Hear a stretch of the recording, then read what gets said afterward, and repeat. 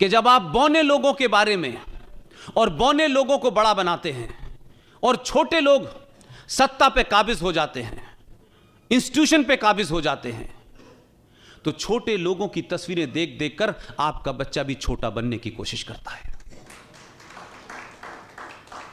और हमारे देश में तो बहादुरों को कायरता के साथ इतिहास ने दफनाया, समाज ने दफनाया, और समाज ने उन बहादुरों को, जिनकी बहादुरी का किस्सा किसी से छुपा नहीं था, उसको बताने में बड़े शर्मा शर्मा के बताया। ये बात अलग है कि 70 साल में सत्ता बदली, तो सत्ता बदलने से कुछ लोगों को लगा कि हम भी अपनी बात कह सकते हैं। यह बात अलग है कि उससे पहले कोई मन की बात नहीं कह रहा था, वो भी इसी बार भी मन की बात करता है। उससे हुआ क्या कि सुभाष चंद्र बोस के साथ क्या हुआ यह पूरे देश को पता चल गया, सावरकर के साथ क्या हो रहा है पूरे देश को पता चल गया। और कौन लोग थे जिन्होंने एक डॉक्यूमेंट पे साइन किए थे और भारत के आर्काइव में रखा हुआ था कि Subhash Chandra Bose is a war criminal, जिंदा या मुर्दा जब भी पकड़े जाएंगे, उस वक्त की ब्रिटिश सरकार, ये बात अलग है कि वो चले गए, उनके हवाले होगा।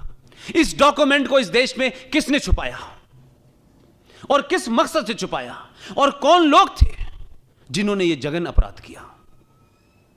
ऐसे ही एक बहादुर है। हमारी समस्या यह है कि जो हमारे दिलों का हीरो है वो किताब में नहीं है, और जो किताब में पढ़ाया जा रहा है वो हमारे दिलों में नहीं है। हमारी संकट यह है,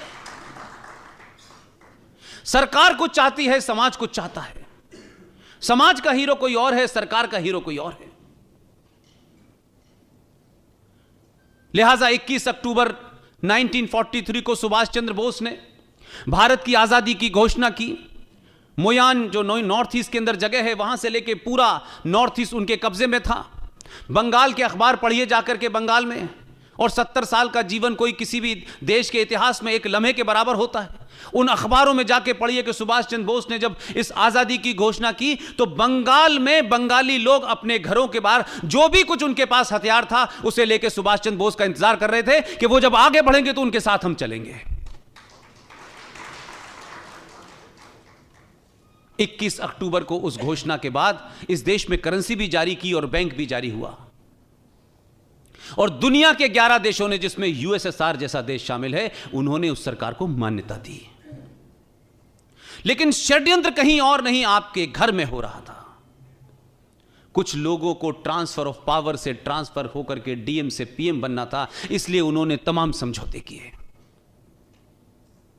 तो जो आदमी 43 के अंदर पूरे लाव लश्कर के साथ देश की आजादी की घोषणा करता है, 47 आते आते वो किस कॉन्स्पिरेसी का शिकार हुआ, ये देश को पता करने में 70 साल लग गए। और जिस शख्स को आपने भेजा उसने कम से कम सुना तो, हमारी तो कोई बात ही नहीं सुन रहा था। हमको तो राइट विंगर कहा जाता था, जबकि राइट विंगर से कहीं दूर दूर तक हमारा कोई लेना देना नहीं था। लेकिन बड़ी खामोशी से सुना, धैर्य के साथ सुना, तहम्मुल के साथ सुना, और सुनने के बाद इस नतीजे पे पहुंचा कि दुनिया भर से जितने डॉक्यूमेंट इकट्ठे किए हैं वो बिल्कुल सही हैं। और जब सही बात पता चल गई तो करेज देखिए, ये करेज आपने दिया है। हर दिन ये एहसास कराना होगा कि देश तुम्हारे साथ है। जो साथ नहीं है वो उठ के चले गए, जो साथ नहीं है उनके बारे में कोई गलतफहमी नहीं रखना चाहता मैं। जो साथ हैं वो अपने साथ होने का परिचय दें। उसने पूरी बात को माना और 21 अक्टूबर को भारत के लाल किले पे दोबारा जाके झंडा फहराया। उन्होंने सुभाष चंद्र बोस की उस ख्वाहिश को पूरा किया जो उन्होंने शौकत मलिक से कहा था कि आपको झंडा फहराना है।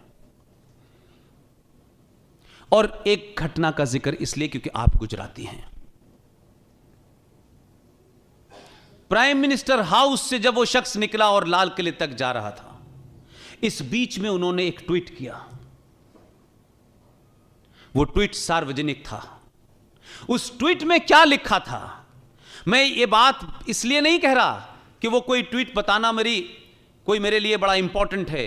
इंपॉर्टेंट ये है कि देश का प्रधानमंत्री 4 साल तक सत्ता पे बैठता है, सब कुछ होने के बाद जरा समझिए कि जो लोग इस देश में दुश्मन हैं उनकी ताकत कितनी गहरी है, उनकी जड़ें कितनी गहरी हैं। उन्होंने अपने ट्वीट में कहा कि मैं झंडा फहराने जा रहा हूं, लेकिन मुझे मालूम है लोग मेरे बाल नोच लेंगे।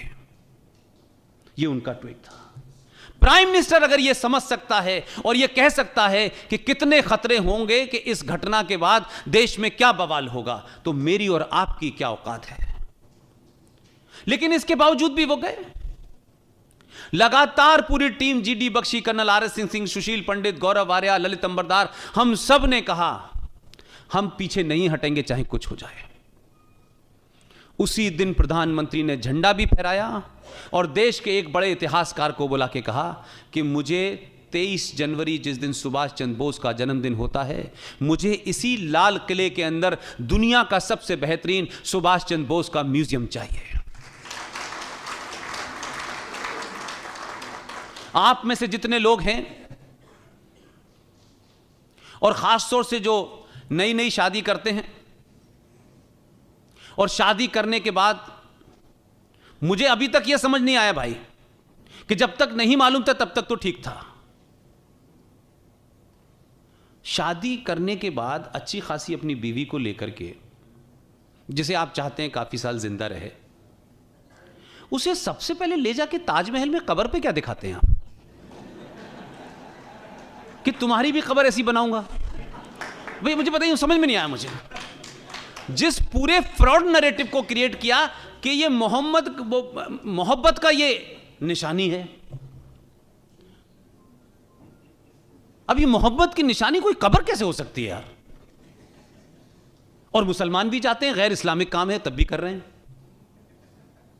अगर आपको अपने बच्चों को, आने वाली नस्लों को, जो हमसे और हमारे बुजुर्गों से गलती हुई है और उसको सुधारना है, तो इस वक्त देश के अंदर बहुत बड़े बड़े काम हो रहे हैं। आप लाल किले में जाएं और सुभाष चंद्र बोस के उस म्यूजियम में अपने बच्चे को जब इस किनारे से ले जाएंगे और जब आखिर में निकालेंगे, मेरा दावा है कि वो जो कुछ बोलेगा आपको लगेगा एक और नरेंद्र मोदी तैयार हो गया। अखिलेश यादव का नाम सुनते ही क्यों बसपा सुप्रीमो मायावती के भरोसे सतीश चंद्र मिश्रा को छूटी हंसी। जी हाँ दोस्तों, उत्तर प्रदेश में छठे चरण के मतदान के लिए मंगलवार को प्रचार का आखिरी दिन है। इस बीच बसपा के राष्ट्रीय महासचिव सतीश चंद्र मिश्रा ने पहले ही 5 चरणों के मतदान को लेकर दावा किया है। एक तरफा के पक्ष में वोटिंग हुई। उन्होंने कहा कि छठा चरण भी पार्टी का लिहाज और अच्छा जाएगा और हम बहुमत की सरकार बनाएंगे। वहीं सपा प्रमुख अखिलेश यादव से जुड़े एक सवाल पर सतीश चंद्र मिश्रा मुस्कुराते तंज किया। सतीश चंद्र मिश्रा ने पूछा गया कि अखिलेश यादव अपनी रैलियों में भीड़ जुटने और अधिक सीटों पर जीत के दावे करते नजर आ रहे हैं। इस पर सतीश चंद्र मिश्रा ने कहा कि उनको इसी उम्मीद में रहने दीजिए। वे 400 क्यों बोल रहे हैं, 403 क्यों नहीं बोल रहे। छठे और सातवें चरण के लिए चुनाव को लेकर सतीश चंद्र मिश्रा ने कहा कि इस चरण की उनकी पार्टी का बेहतर प्रदर्शन करेगी, बहुमत से सरकार बनाई जाएगी। बसपा के राष्ट्रीय महासचिव ने कहा कि ये पीएम मोदी या सीएम योगी के चरण नहीं है। हम जब अपने सर्वश्रेष्ठ दौरे में थे तब उनकी प्रदर्शन इन चरणों में